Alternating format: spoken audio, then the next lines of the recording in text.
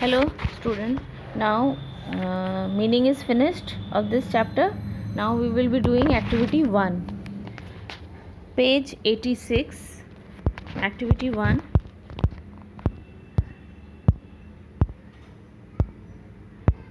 Acha, I have given the word meanings. I have marked the words in this page number 6. You can see that I have underlined the word and given the meaning.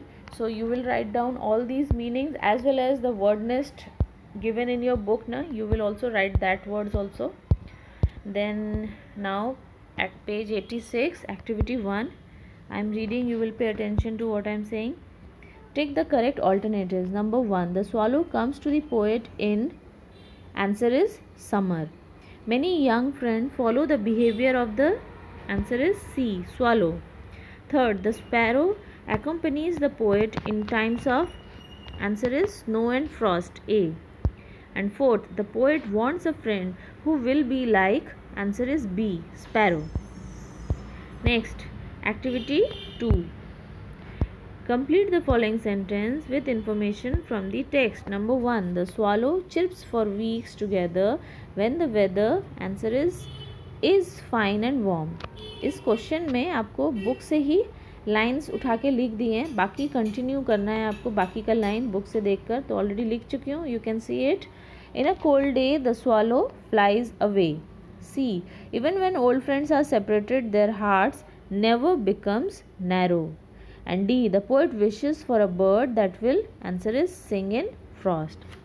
Next, activity 4. Already done.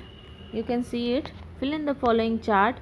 Who does what and when. यानी कौन किसने क्या किया और when कब किया. तो इसमें आपको एक दिया हुआ है, 2 का आंसर लिखना है हर टेबल में. जैसे पहला है चिरपिंग हिज नोट. कौन चिरपिंग हिज नोट कर रहा था? The swallow. क्यों कर रहा था? The weather is fine and warm, इसलिए. The sparrow does what. क्या कर रहा था? Cling closer to man. And when in the dreary days of snow and frost. Next, old friend does what. Never lose contact with friend when they are separated. A true friend of poet does what? Will greet him tomorrow when the poet had missed chance. Complete. Next, activity 6A. Already done. You have to underline the clause and name the clause. ठीक है. I expect that I shall get a prize. That I shall get a prize is a clause and it is noun clause. Next, the umbrella which has a yellow handle is mine.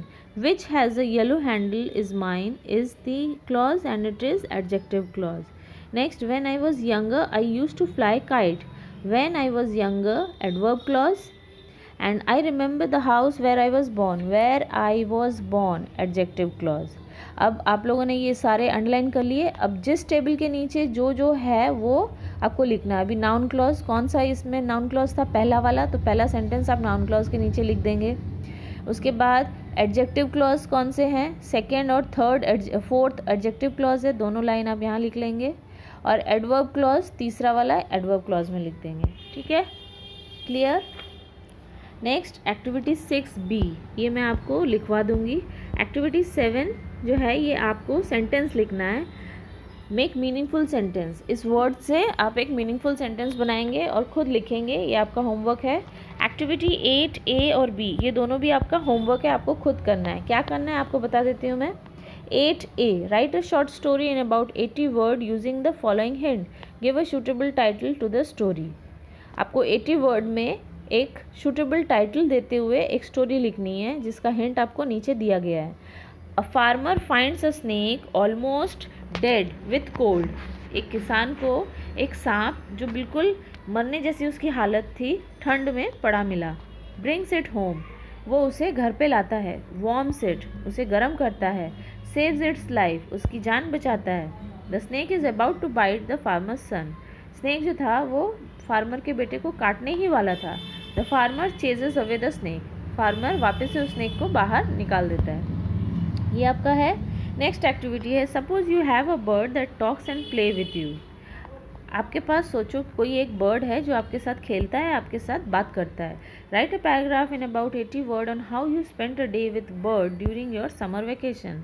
आपको 80 word में एक paragraph लिखना है जिसमें आपको बताना है कि किस तरीके से आप अपना सारा दिन उस बर्ड के साथ अपने समर वेकेशन में बिताते हैं.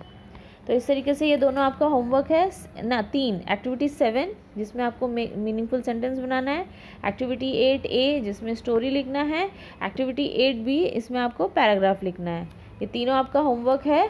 Do as soon as possible and then show me your answer in WhatsApp group only. I will check whether it is correct or not. And उसके अलावा आपको जो बुक के क्वेश्चंस है एक्टिविटी 3, एक्टिविटी 5, एक्टिविटी 6B ये मैंने आपको इधर लिख दिया है, आप लोग देख सकते हैं. इसे आप अपनी कॉपी में उतार लेंगे और फिर उसे बाय हार्ट करेंगे. ठीक है, that's all for now. Have a nice day. Bye. I will come with another new chapter after few days. Okay, so bye for now. Have a nice day.